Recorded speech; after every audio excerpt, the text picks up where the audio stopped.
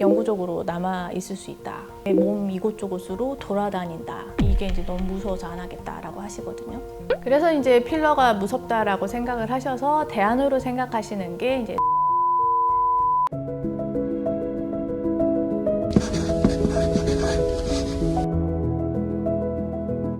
안녕하세요. 피부의 한 끗 차이 조원진 원장입니다. 반갑습니다.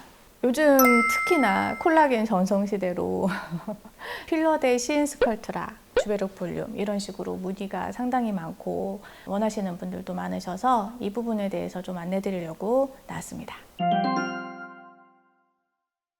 제일 대중적으로 히알루론산 필러 많이 사용하고 스컬트라나 주베룩 볼륨처럼 내 살을 이렇게 자극시켜서 콜라겐을 증식시키는 이런 스티뮬레이터를 필러로 활용하기도 하죠. 그래서 그냥 넣어서 볼륨을 채워야 되는 공간, 그렇게 해서 외적으로 예뻐질 수 있는 활용, 이런 것들을 그냥 필러가 필요한 곳이라고 생각하시면 될 것 같아요. 요즘은 정말 많습니다. 진짜 많아요. 근데 어떤 시술이든 사실 효과가 있으면 부작용이 있고 부작용 없는 건 효과도 없는 거예요. 그래서 어떤 거든 나에게서 이제 이득이 되는 것과 이제 생길 수 있는 부작용이나 위험성을 대비를 해서 비교해서 이제 결정을 하시는 게 본인의 선택인 거고, 히알루론산 필러를 이제 제일 선호하지 않게 되는 제일 큰 이유 중에 하나가 이게 영구적으로 남아 있을 수 있다. 두 번째는 이게 몸 이곳저곳으로 돌아다닌다 라는 이 두 가지가 이제 너무 큰 것 같아요. 이게 이제 너무 무서워서 안 하겠다라고 하시거든요. 처리가 바로 되는 부작용이냐 아니면 이걸 돌이킬 수 없는 결과를 낳는 부작용이냐에 따라서 이게 심각성이 달라지는데, 가장 이제 문제가 돼서 이제 걱정이 되는 부분의 이제 부작용은 당연히 혈관 관련된 부작용입니다. 주입할 때 혈관 주입이 돼서 그 부위에 만약에 눈으로 가게 되면 실명이 되고, 그게 뇌로 가면 스트로크가 올 거고, 혹은 혈관 직접적으로 이제 들어가지 않더라도 주변부 혈관을 눌러서 허혈성으로 또 문제가 또 생길 수도 있는 괴사 부작용도 있을 수 있고, 그래서 혈관 이슈가 가장 이제 문제가 될 수 있고요. 그거 외에 다른 뭐 면역과학적인 어떤 알러지 반응 같은 이슈들은 사실 이제 본인 어떤 면역 반응, 그다음에 생활 습관, 컨디션들에 따라서 많이 달라지는 부분이라 이거는 어쩔 수 없는 부분인 것 같긴 하고요. 그래서 이제 필러가 무섭다라고 생각을 하셔서 대안으로 생각하시는 게 이제 내 살을 그래 채워 올리자 해서 스컬트라나 주베룩 볼륨 같은 콜라겐 스티뮬레이터 필러들을 이제 원하시게 되는 것 같습니다. 스컬트라는 워낙 역사가 오래됐어요. 스컬트라의 경우에는 사실 HIV, 에이즈 환자분들이 후반부로 진행될수록 해골처럼 변하게 되는데 미용적인 도움을 주고자 개발된 제품이고요. 의도 자체도 이제 미용을 위해서 태어난 제품인 거죠. 그렇게 해서 쌓인 데이터들이 지금까지 쭉 누적되어 있는 거고, 입자의 크기와 모양이 다르다라고 생각하시면 될 것 같아요. 그리고 입자 성분이 달라서 이 녹는 정도 좀 약간씩 다르고요. 시술 N수에 대비해서 비교할 바가 아니죠, 주베룩과. 사실 목적은 같긴 한데 결국에는 필러의 목적에 충실하자, 볼륨이 증강이 돼줘야지 좋은 제품이에요. 근데 주베룩 볼륨하고 스컬트라를 이제 다 해보는 입장에서는 아무래도 볼륨 펌핑되는 속도와 양 자체가 스컬트라가 우월합니다. 그래서 아직도 좋아하시는 분들이 많으시고요. 스컬트라는 그 부작용을 낮추기 위한 여러 가지 방법들이 또 고안돼 있고, 실제로 이제 현재는 그렇게 낮춘 방법들로 많이 시술을 안전하게 하고 있죠. 희석되는 농도, 희석이 잘 안 돼서 들어가게 되면 당연히 결절 리스크가 높아지게 되고, 두 번째는 시술하는 부위 선택을 너무 얕은 피부층 혹은 볼륨 펌핑이 되기 어려운 압력이 강한 부위들, 그런 부위들은 피해서 진행하는 게 좋을 거고요.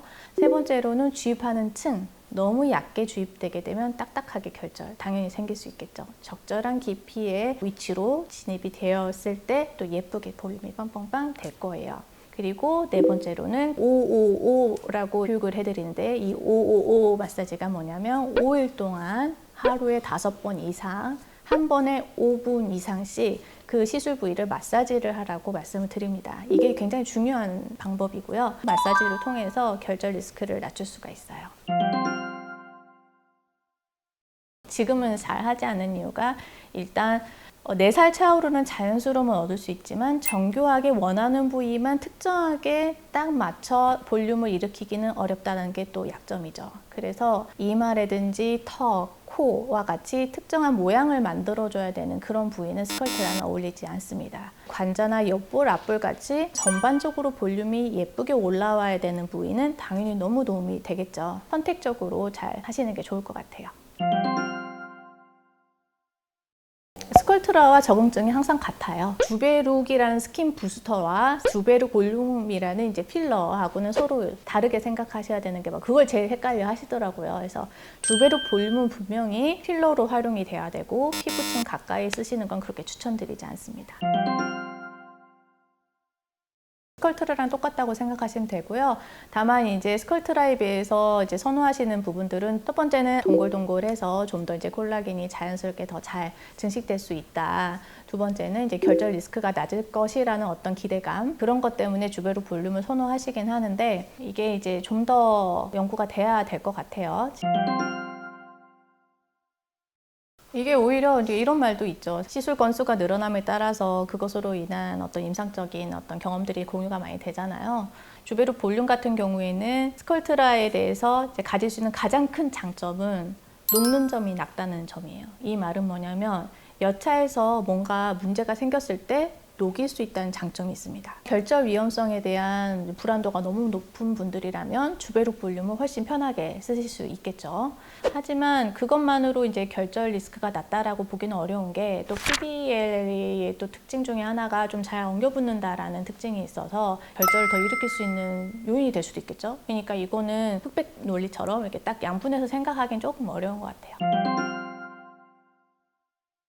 정말 안쓰럽게 마른 분들 있죠. 나이대에 비해서 나이도 더 들어 보이고 어딘가 아파 보이고 생기가 없어 보이고 그런 분들은 당연히 너무 도움이 될 수 있습니다. 전반적으로 굉장히 자연스럽게 얼굴만 볼륨이 살아나기 때문에 이런 분들은 누가 뭐 필러 했는지도 몰라요. 그래서 굉장히 이제 강추드리면서 권하게 되고 하시고 나면 당연히 만족스러울 수 있고요.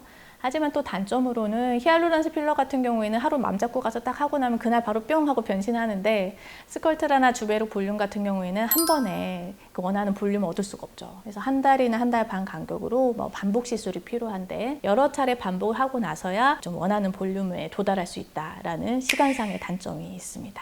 다들 요즘 관심이 많으신 스컬트라나 주베룩 볼륨 같은 콜라겐 스티뮬레이터 필러에 대해서 제가 좀 설명을 드려봤어요. 제 개인적인 의견도 있기 때문에 너무 절대적으로 생각하지 마시고요.